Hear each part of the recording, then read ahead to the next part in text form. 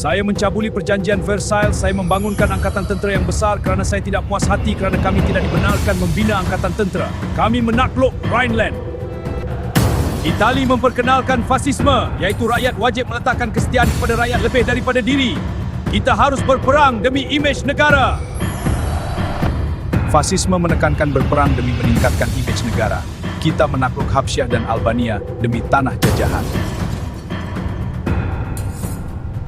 Kegagalan Liga Bangsa. Kami gagal menghalang Jepun menakluk China. Kami gagal menghalang Itali menakluk Habsyah.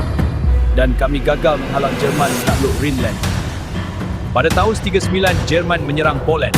Lalu hampir keseluruhan Poland berjaya kami takluk. Keadaan ini menyebabkan Perancis dan Britain berperang dengan Jerman. Selepas menakluk Jerman, kami menakluk Eropah Barat seperti Belgium, Luxembourg, Perancis sehingga tahun 1910. Jerman menyerang Britain lalu menghancurkan perindustrian, pertahanan udara dan pelabuhan yang melumpuhkan ekonomi Britain. Walau bagaimanapun, Jerman gagal menakluk Britain. Disebabkan aku gagal dekat Britain, sekarang mari kita melancarkan Operasi Barbarossa 22 Jun 1941 untuk menyerang Kesatuan Soviet di Eropah Timur. Sebagai pemimpin Kesatuan Soviet, aku kecewa kerana Jerman menguasai banyak bandar penting seperti Moskow, Leningrad dan Stalingrad. Aku terpaksa berperang dengan Jerman. Dari tahun 1945, inilah wilayah kekuasaan Jerman yang bertapak hampir keseluruhan Eropah. Aku sangat bangga kerana mendapat menjajah, tapi penjajahan aku tidak lama. Dalam kerjasama kuasa besar, Presiden Roosevelt, Stalin dan Churchill membuat keputusan ketenteraan untuk mengukuhkan tentera darat, udara dan laut untuk beroperasi di bawah komander Amerika Syarikat. Kita mesti membuka front kedua di barat untuk mengalih tekanan dari timur.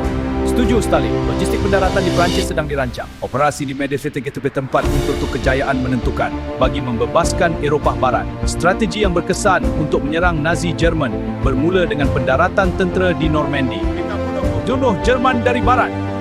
Di samping itu, kegagalan tentera Rusia di Moskow menyumbang kepada kemenangan tentera bersekutu. Ramai tentera Jerman mati kerana dihimpit kesejukan semasa kempen menawan Kesatuan Soviet.